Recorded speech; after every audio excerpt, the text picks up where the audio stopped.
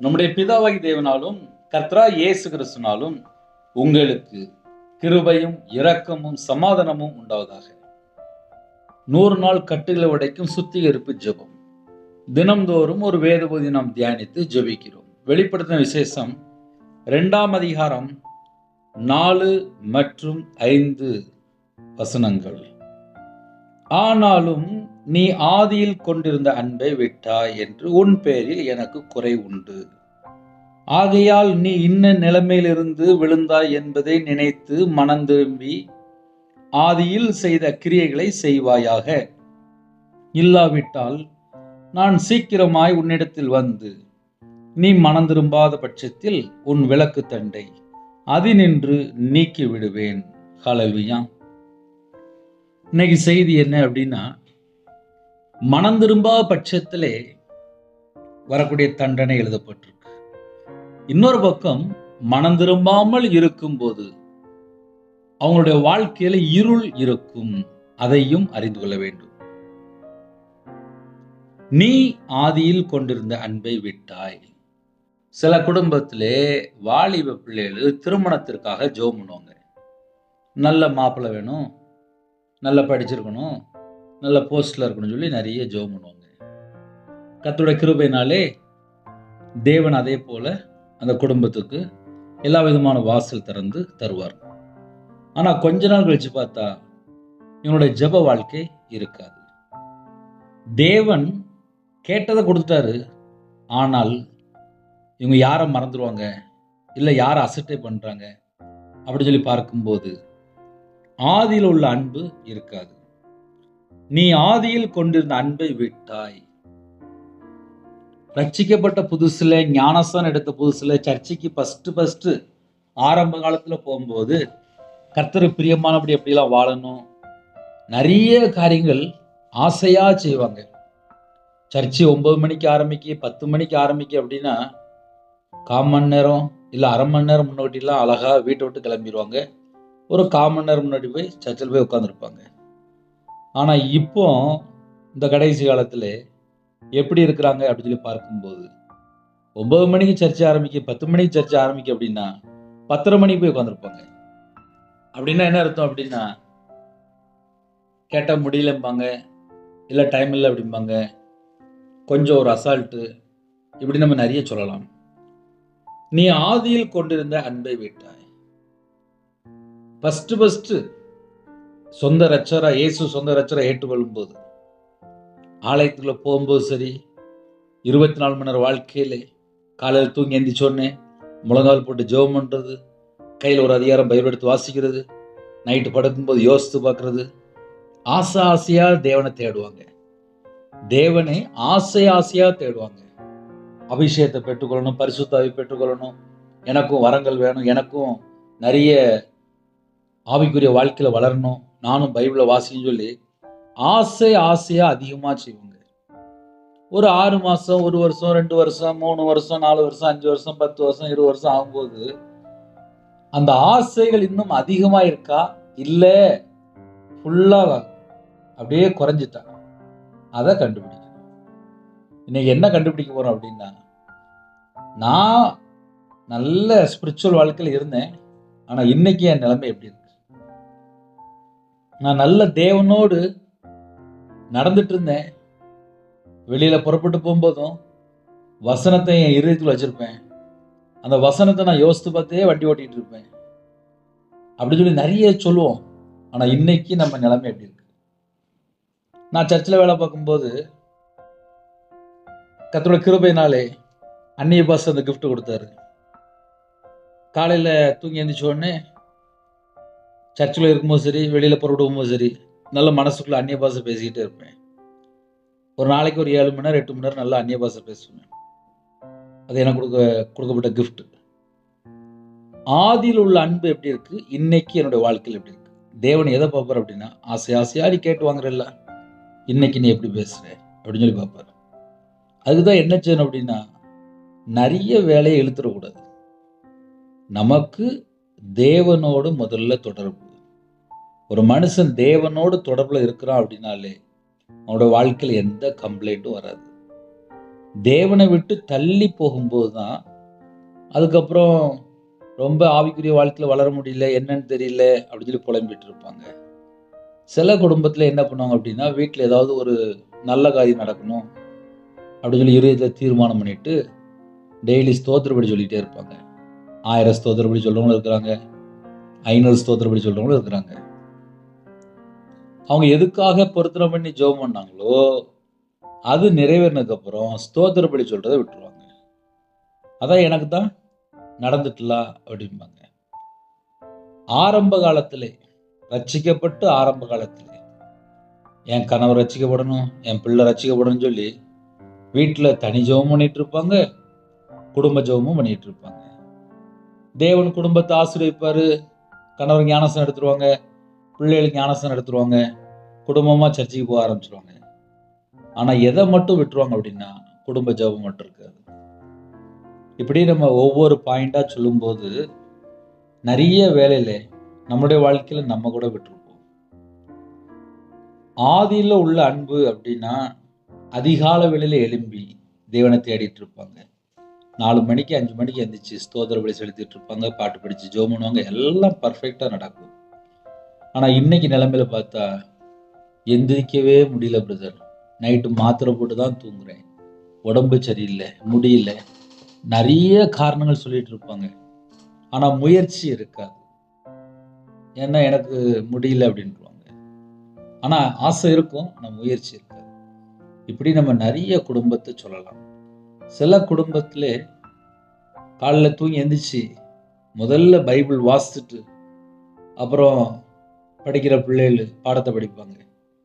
ஆனால் அந்த பிள்ளைகள் பார்த்தா வளர்ந்து திருமணம் முடிஞ்சு அடுத்த ஸ்டேஜுக்குள்ள போகும்போது பார்த்தா காலைல தூங்கி எந்திரிச்சோடனே பைபிள் வாசிக்கிறது இருக்காது, ஜெபம் பண்ணுறது இருக்காது. கணவரை கவனிக்க போயிடுவாங்க, பிள்ளைகளை கவனிக்க போயிடுவாங்க. இதெல்லாம் ஏன் சொல்ல வேண்டியிருக்கு அப்படின்னா, ஆதியில் உள்ள அன்பை விட்டாய் அப்படின்னா என்ன அர்த்தம் அப்படின்னா, ஆசை ஆசையா தேவனை தேடின ஜனங்கள் இன்னைக்கு பார்த்தா கடமைக்கு தேடிட்டு இருப்பாங்க. ஆசை ஆசையா தேடுறது வேற, கடமைக்கு தேடுறது வேற. பணம் இல்லை, வேலை இல்லை, கணவர் சரியில்லை, பிள்ளை சரியில்லை அப்படின்னா சர்ச்சில் போய் விழுந்து கிடக்குறாங்க. எல்லாமே தேவன் ஆசீர்வதிச்சதுக்கு அப்புறம் அவங்கவுங்க பிஸியா போயிட்டே இருப்பாங்க. தேவனோட சமூகத்துல எவ்வளவு நேரம் காத்திருந்தீங்கன்னு சொல்லி கேட்டா டைமே இல்லையே அப்படிம்பாங்க. ஒரே வார்த்தையை முடிச்சிருவாங்க. நைட்டு கேட்டா நாங்கள் வெளியில போயிட்டு இருந்தோம், வெளியூர் போயிட்டு இருந்தோம், அங்க போயிட்டு இருந்தோம், இங்க போயிட்டு இருந்தோம், டைமே இல்லை அப்படிம்பாங்க. அவங்களுடைய வாழ்க்கையில ஒரு 10 வருஷம் ஒரு 20 வருஷம் பழைய வாழ்க்கை அப்படிம்பாங்கல்ல. ஆதியிலே கொண்டு வந்த அன்பை விட்டாய் அப்படின்னா, ஆதி நாட்கள்ல பக்கத்துல சர்ச் இருக்கும், வீட்டு முன்னாடி சர்ச் இருக்கும், டெய்லி காலைல தூங்கி எழுந்து சர்ச்சுக்கு போயிடுவாங்க, சாயங்காலம் சர்ச்சு நடந்துட்டு இருக்கோம், சர்ச்சுக்குள்ளே போயிடுவாங்க. ஆனால் இப்போ கேட்டால் நாங்கள் சொந்த வீடு கட்டி தள்ளி போயிட்டோம், அதனால சர்ச்சுக்குள்ளே போக முடியல, ஏன்னா வீடு தள்ளி இருக்கு அப்படிம்பாங்க. அந்த பக்கத்தில் சர்ச்சு பக்கத்தில் ஒரு வாடகை வீட்டில் இருந்திருப்பாங்க. அப்போ பார்த்தா டெய்லி காலையிலேயே நைட்டும் போய்கிட்டே இருப்பாங்க. சர்ச்சுக்குள்ள போய் ஜெபம், எனக்கு ஒரு வீடு வேணுப்பா, எனக்கு ஒரு வீடு வேணுப்பா, எனக்கு ஒரு வீடு வேணுப்பா. தேவன் பாப்பார், டெய்லி ஓயாம கேட்டுட்டு இருக்கா அப்படின்னு சொல்லி அந்த குடும்பத்தை ஆசீர்வதிச்சு ஒரு நல்ல வீடு கொடுப்பாரு. ஆனா கொஞ்சம் வீடு தள்ளி இருக்கும். ஆனால் 365 நாளும் டெய்லி 2 நேரம் சர்ச்சுக்கு போனவங்க இப்ப ஞாயிற்றுக்கிழமை மட்டும்தான் சர்ச்சுக்கு போயிட்டு இருப்பாங்க. என்னன்னு கேட்டா நடந்து போக முடியல, ரொம்ப தூரமா இருக்கு அப்படிம்பாங்க. டெய்லி காலையிலையும் சாயங்காலமும் சர்ச்சுக்கு போய் உட்கார்ந்து ஜெபம் பண்ணி அப்புறம் உபவாசம் மீட்டிங், சர்ச்சில் என்னெல்லாம் ப்ரோக்ராம் நடக்கும் எல்லாத்துலயும் அட்டன் பண்ணிட்டு இருப்பாங்க. ஒரு சொந்த வீடு கட்டின உடனே தள்ளி போனதுக்கு அப்புறம் பார்த்தா சர்ச்சுக்கு வர்றது டோட்டலா குறைஞ்சிடும். இதையே நம்ம சொல்ல வேண்டியிருக்கு அப்படின்னா, நீ ஆதியில் கொண்டிருந்த அன்பை விட்டாய். வீட்டுல கடன் பிரச்சனை ஜாஸ்தின உடனே சர்ச்சில் ஓடி போய் அழுது போய் ஜெபம் பண்ணுவாங்க, அழுது அழுது ஜெபம் பண்ணுவாங்க, சர்ச்சுக்கு ஓடி போயிடுவாங்க. நிறைய தாய்மார்கள், நிறைய குடும்பத்துல எத்தனையோ சாட்சி நம்ம சொல்ல முடியும். நான் சர்ச்சில் போய் ஜெபம் பண்ணேன், அந்த கடன் அடைக்க எனக்கு தேவன் உதவி செய்தார் அப்படின்னு சொல்லி சர்ச்சில் உபவாசம் மீட்டிங்ல அவங்க எந்த சர்ச்சுக்கு போறாங்களோ அந்த சர்ச்சில் முன்னாடி போய் சாட்சி சொல்லிடுவாங்க. அன்னைக்கு தேதியில முடிஞ்சு போச்சு. வீட்டில் ஒரு பிரச்சனை இருக்குன்னு சொன்ன உடனே ஓடி போய் சர்ச்சில் போய் நின்றுருப்பாங்க. ஆனா இன்னைக்கு தேதியில தேவனை எப்படி தேடுறாங்க? எங்க பிரதர் தேட முடியுது? வீட்டுல மருமகன் சரியில்லை, மருமக சரியில்லை, கணவர் சரியில்லை, பையன் சரியில்லை, பிள்ளை சரியில்லை, வேலை ரொம்ப தூரமா இருக்கு அப்படிம்பாங்க. சில குடும்பத்துல என்ன பண்ணுவாங்கன்னா, எனக்கு ஒரு நல்ல வேலை கிடைக்கணும், நல்ல வேலை கிடைச்சா பொருத்தனை காணிக்க அப்படிம்பாங்க. சர்ச்சில் போய் காணிக்க வச்சு தந்துருவாங்க. நல்ல வேலையை தேவன் கொடுத்துருவாரு, இவங்க பொருத்தனை காணிக்க செலுத்தி இருப்பாங்க. ஆனால் அந்த வேலை இல்லாம இருக்கும்போது தேவன் அதிகமா தேடினாங்க தெரியுமா? அந்த தேடுதல் இருக்காது. ஒரு மனுஷன் எதுல சிக்கி கொள்றான் அப்படின்னா, நிறைய பிரச்சனை இருக்கும்போது தேவன் அதிகமா தேடுறாங்க. அந்த பிரச்சனை எல்லாவற்றையும் தேவன் சரி செய்ததுக்கு அப்புறம் தேவனை தேடுறது குறையுது. இப்ப அங்கதான் பிரச்சனை ஆரம்பிக்கு. என் வாழ்க்கை இருளா இருக்கு, நான் ஒரு பாவ அடிமையில வாழ்றேன், இந்த பாவத்துல என்னால வெளியில வர முடியலன்னு சொல்லி சர்ச்சில் போய் அழுது ஜெபம் பண்றாங்க. தேவன் மன்னித்து விடுதலை செய்கிறார். அதுக்கப்புறம் பார்த்தா இவங்களோட வாழ்க்கை எப்படி இருக்குன்னு பார்த்தா ஆசீர்வாதமா இருக்கு. ஆனா தேவனை தேடுறது குறையுது. 100 நாள் கட்டுகளை உடைக்கும் சுத்திகரிப்பு ஜெபம் அப்படின்னா என்ன அர்த்தம் அப்படின்னா, நீ ஆதியில் கொண்டிருந்த அன்பை விட்டாய் என்று உன் பேரில் எனக்கு குறைவு உண்டு. குறை இருக்குப்பா. என்ன குறை? நான் தேவனுக்கு முன்பாக எப்படி இருக்கிறேன்? ஆதியில் உள்ள அன்பு இருக்கா? இன்னைக்கு கேள்வி அதுதான். ஆதியில் செய்த கிரியைகளை செய்வாயாக அப்படின்னு சொல்லி கட்டளையா சொல்றாரு. இது ஒரு கட்டளை. நீ இன்ன நிலைமையிலிருந்து விழுந்தாய் என்பதை நினைத்து, நீ இன்ன நிலைமையிலிருந்து விழுந்தாய் என்பதை நினைத்து நினைத்து எதை நினைக்கணுமா? எதனால நீ சர்ச்சுக்குள்ள வர்றது குறைஞ்சது? எதனால தேவனை தேடுறது குறைஞ்சது? எதனால பைபிள் வாசிக்கிறது குறைஞ்சது? எதனால உன்னுடைய ஆவிக்குரிய வாழ்க்கை குறைஞ்சது? அதை நினைத்து, ஐயா எதை நினைக்கணும்? நீ இன்ன நிலைமையிலிருந்து விழுந்தாய் என்பதை நினைத்து.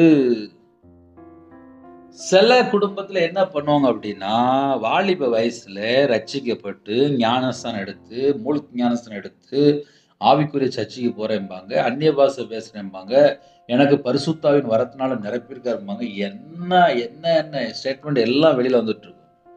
ஒரே ஒரு கல்யாணம் முடிஞ்சிருக்கும், அவ்வளவுதான் முடிஞ்சது. அப்புறம் ஆவிக்குரிய வாழ்க்கையும் போச்சு, அபிஷேகமும் போச்சு.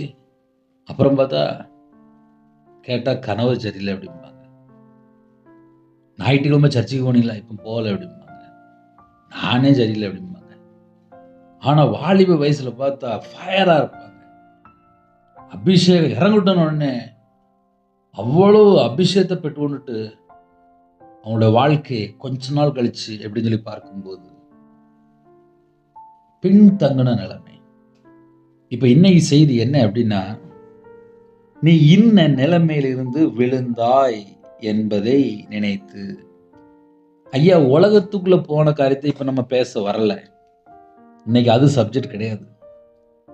தேவனுக்கு முன்பாக நான் என்ன பொருத்தனை பண்ணியிருக்கேன், தேவனுக்கு முன்பாக நான் எப்படி வாழ்வேன்னு சொல்லி நான் சொன்னேன், என்னெல்லாம் சொல்லி தேவனுடைய கிருபை பெற்றுக்கொண்டேன், வரங்களை பெற்றுக்கொண்டேன், கனிகளை பெற்றுக்கொண்டேன்.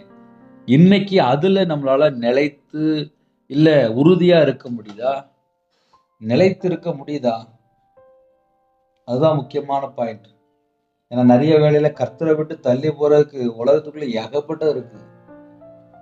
போன மாசம் நல்ல ஜெபம் பண்ணேன், இந்த மாசம் ஜெபம் பண்ண முடியல அப்படிம்பாங்க. என்னன்னு கேட்டா சோர்ந்து போயிருக்கேன் அப்படிம்பாங்க. இப்படி நிறைய குடும்பங்களை நம்ம பேரா அழகா சொல்ல முடியும்.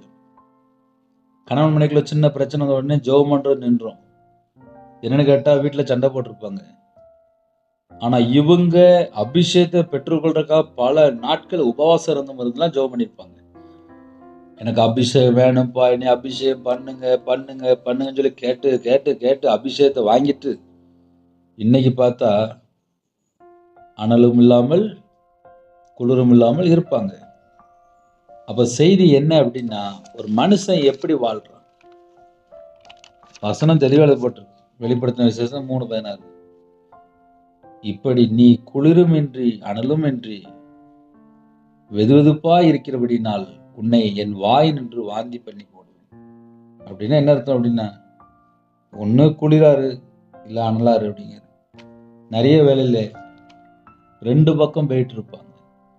இந்த சைடும் போவாங்க, அந்த சைடும் போவாங்க.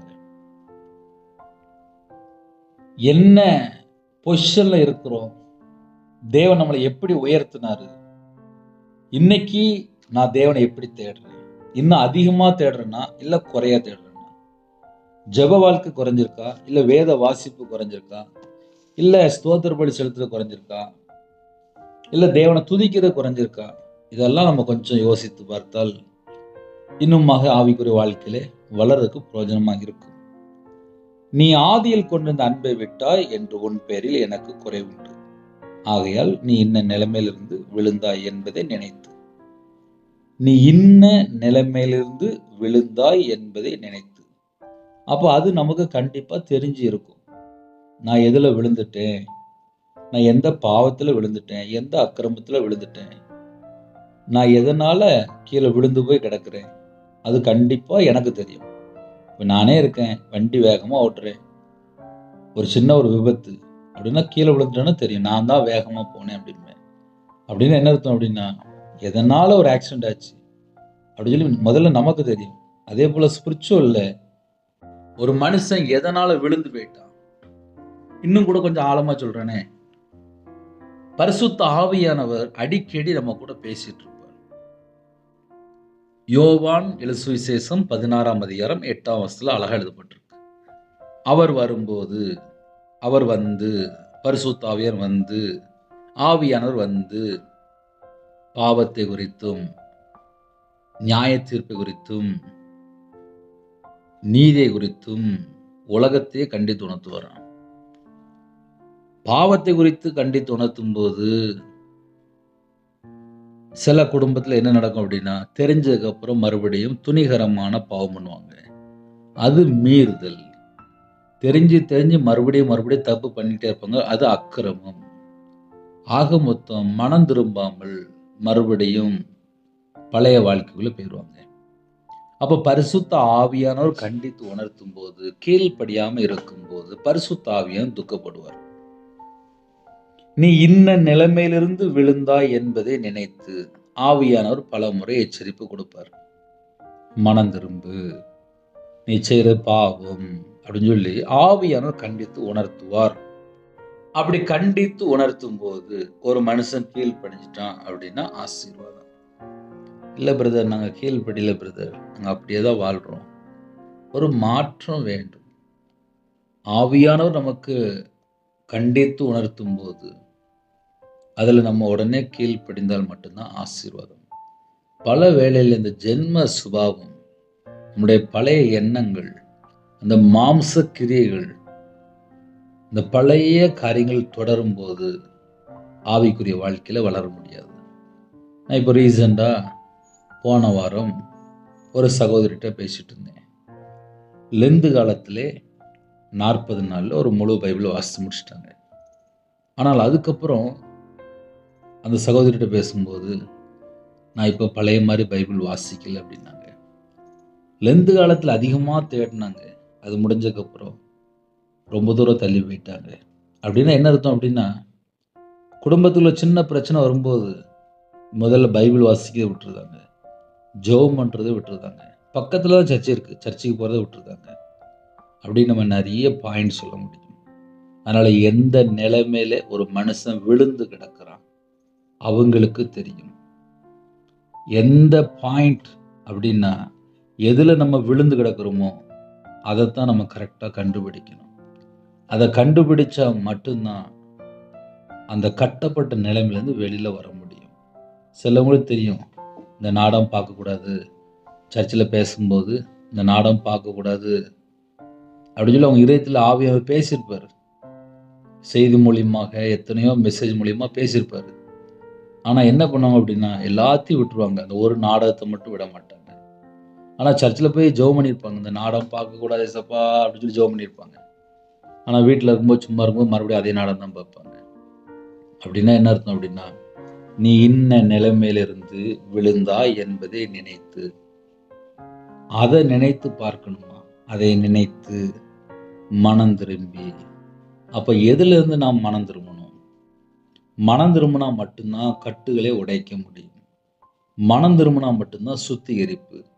மனம் திரும்பினா தான் நம்ம ஜெபம் பரலோகத்தில் போயிட்டு இருக்கும். மனம் திரும்பினா தான் நமக்கு நித்திய ஜீவன். மனம் திரும்பி பாவ மன்னிப்பை பெற்றுக்கொள்ளணும்.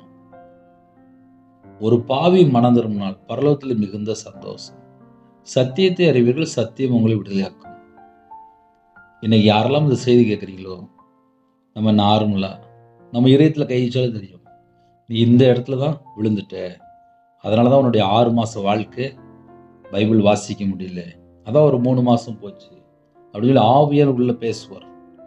அந்த காரியத்திலேருந்து நம்ம மனம் திரும்பியாச்சு அப்படின்னா தேவன் நம்மளை பார்த்து சந்தோஷப்படுவார்.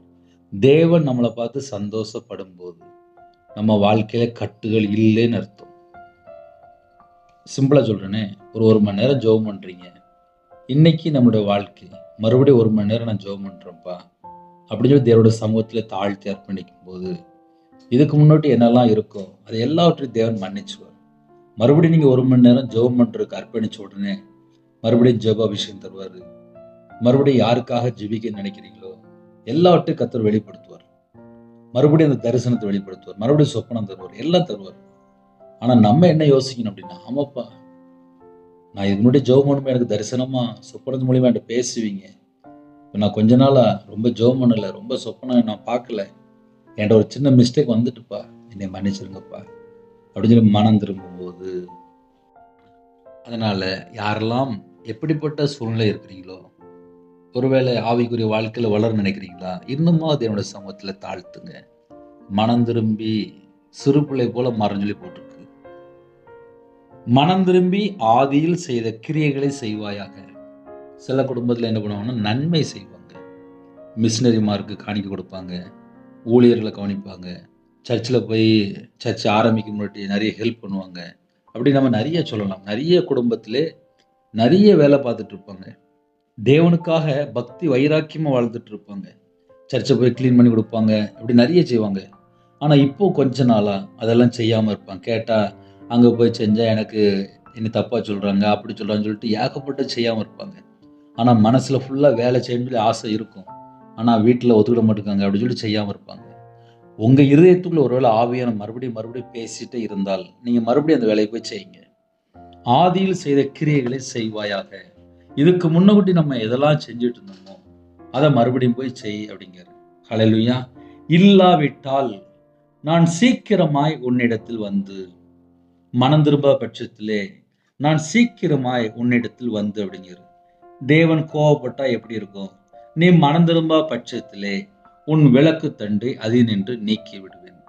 ஒருவேளை நீ மனம் திரும்பல அப்படின்னா வாழ்க்கை இருளா மாறிடும் அப்படிங்கிறார். இன்னைக்கு நிறைய குடும்பத்துல மனம் திரும்பாம தான் வாழ்றாங்க. அவங்களுடைய வாழ்க்கையில இருள் மட்டும்தான் இருக்கும். ஏன் 100 நாள் கட்டுகளை உடைக்கும் சுத்திகரிப்பு ஜெபம் அப்படின்னா, மனம் திரும்பாத ஒரு வாழ்க்கையில என்ன இருக்கும் அப்படின்னா இருள் தான் இருக்கும். அழகா எழுதப்பட்டிருக்கு. மனம் திரும்பாத பட்சத்தில் உன் விளக்கு தண்டை அதினின்று நீக்கி விடுவேன். ஒரு மனுஷன் மனம் திரும்பாம பாவத்துல வாழ்ந்துட்டு இருக்கான் அப்படின்னா அவனுடைய வாழ்க்கையில இருள் தான் இருக்குமா. ஒரு வீட்டுக்குள்ள வெளிச்சம் தான் நமக்கு ஃபர்ஸ்ட்.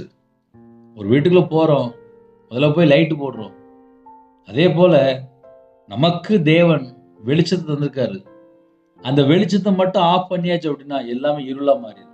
தேவனோட வார்த்தைக்கு கீழ்ப்படிந்தால் வெளிச்சம், தேவனோட வார்த்தைக்கு கீழ்ப்படியலன்னா இருள். மனம் திரும்பாத பட்சத்தில் அப்படின்னா நான் பழைய மாதிரிலாம் நான் வாழ மாட்டேன், நான் ஏன் பைபிள் வாசிக்கணும், நான் ஏன் ஜெபம் பண்ணணும் சொல்லி வீம்பு வைராக்கியம்லாம் இருக்கும். சில குடும்பத்துல திருந்த மாட்டாங்க, எத்தனை பிரசங்கம் கேட்டாலும் திருந்த மாட்டாங்க. அவங்களுடைய வாழ்க்கையில இருள் மட்டும்தான் இருக்குமா. மனம் திரும்பாத பட்சத்தில் உன் விளக்கு தண்டை அதினின்று நீக்கி விடுவேன். இருளான ஒரு வாழ்க்கைக்குள்ளே தண்டனைக்குள்ளே போயிடுவாங்க. இந்த செய்தி இப்படிதான் இருக்கு. ஒருவேளை நம்மளுடைய வாழ்க்கையில ஆவிக்குரிய வாழ்க்கையில யாராவது விழுந்து போயிருக்கேன், ஏன்னா ஜெபம் பண்றது குறைஞ்சிட்டு, பைபிள் வாசிக்க குறைஞ்சிட்டு, தனி ஜெபம் குறைஞ்சிட்டு, குடும்ப ஜெபம் குறைஞ்சிட்டு அப்படின்னா மறுபடியும் அளவு கூட்டிக்கோங்க. தேவனுடைய கரத்துல அர்ப்பணிங்க, தேவ சமூகத்துல தாழ்த்துங்க, குடும்பமா ஜெபிங்க, சர்ச்சைக்கு கிளம்பி போங்க, தேவனை தேடுங்க. சில காரியங்கள் ஆலோசனையா சொல்லிடுவாரு. இன்னைக்குள்ள செய்தி ஃபுல்லாவே ஆலோசனை.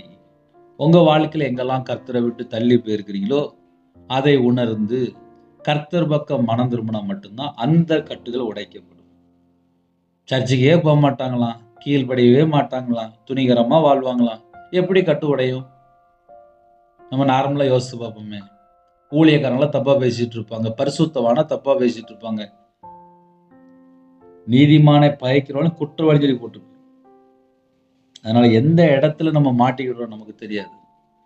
ஆனா ஆவியான சபைகள் சொல்கிறது என்ன அப்படின்னா, ஆதியில செய்த கிரியைகளை செய்வாயாக, மறுபடியும் மனம் திரும்ப அப்படிங்கிறது. அதனால கர்த்தர் பக்கம் மனம் திரும்பினால் கண்டிப்பாக குடும்பம் ஆஸ்வதிக்கப்படும். இன்னைக்கு யாரெல்லாம் இந்த செய்தி கேட்டீங்களோ கர்த்தர் பக்கம் மனம் திரும்புங்க. எப்படி மனம் திரும்பணும் அப்படின்னா, 10 வருஷம் முன்னாடி எப்படி இருந்தோம், இன்னைக்கு நான் தேவனை எப்படி தேடுறேன். நிறைய குடும்பத்துல வாலிப வயசுல சின்ன வயசுல அழகா தேவனை தேடுவாங்க. அப்புறம் கல்யாணம் முடியும், அப்புறம் பிள்ளைகள், அப்புறம் வயசு கூட கூட ஆவிக்குரிய வாழ்க்கையை பார்த்தா வளர்ச்சியே இருக்கு. என்னன்னு சொல்லி கேட்டா கடமைக்கு போயிட்டு இருப்பாங்க. ஞாயிற்றுக்கிழமை கேட்டா அதுக்கு மேல முடியல அப்படின்வாங்க. எவ்வளவோ வாசல் திறந்து வச்சிருக்காரு, சர்ச்சு பக்கத்துல இருக்கு. யாரெல்லாம் செய்தி கேட்டீங்களோ உங்களுடைய ஆவிக்குரிய வாழ்க்கை எப்படி இருக்கு, விழுந்து போன நிலைமைன்னு சொல்லி யோசித்து பாருங்க. நீ இன்ன நிலைமையிலிருந்து விழுந்தா என்பதை நினைத்து மனம் திரும்பி. அதுதான் செய்தி. ஆதியில் செய்த கிரியைகளை செய்வாயாக. அதனால தேவன் மேல ஃபர்ஸ்ட் நம்ம எப்படி அன்பு வச்சிருக்கிறோம், எதனால கர்த்தரை விட்டு தள்ளி போறோம், மறுபடியும் அதை செய்ய சொல்றாரு, அதை நான் செய்ய மாட்டேன்னு சொல்லி அடம் பிடித்தால் வாழ்க்கை இருளா மாறிடுமா. 4 பாயிண்ட் இருக்கு. முதல்ல தேவன் அன்பு கூறணும்.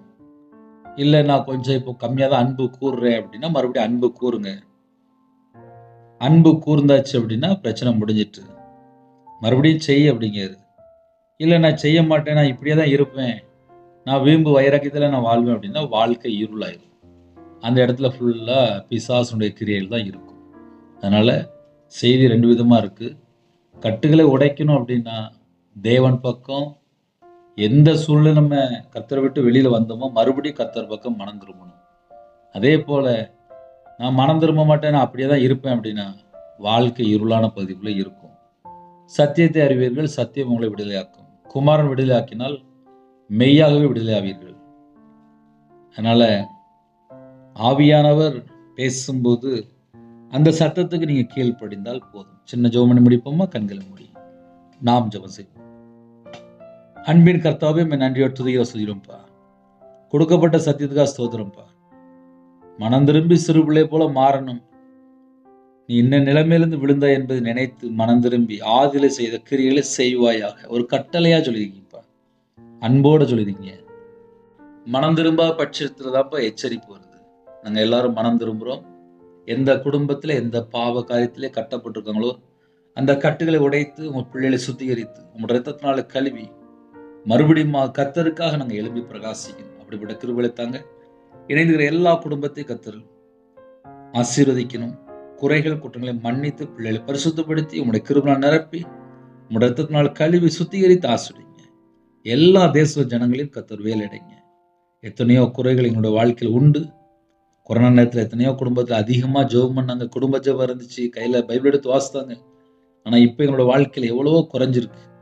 மறுபடியும் ஆதியில் உள்ள அன்புக்கு திரும்ப சொல்லிங்க. யாரெல்லாம் இந்த செய்தி கேட்டாங்களோ ஆதியில் உள்ள அன்புக்கு திரும்புறதுக்கு எங்களுக்கு கிருபை தாங்க. உங்கள் நாம மைவிடட்டும். உங்களுடைய கரத்தில் பண்ணிடும். கர்த்தர் பொறுப்படுத்துங்க. இயேசு கிறிஸ்துவின் பிதாவே ஆமென். தேவனுக்கு மைவிடுவதாக. கர்த்தர் தாமே உங்களை உங்கள் குடும்பத்தில் சகல கருத்திலும் சம்பூர்ணமாக திருப்தியாக கர்த்தர் கூட ஆசீர்வதிப்பாராக. ஆமென். 9442504351 என்ற நம்பர் உண்டாங்க. நாங்கள் உங்களுக்காக குடும்பத்துக்காக ஜெபிப்போம். எனக்காக ஜெபித்துள்ளோம். God bless you.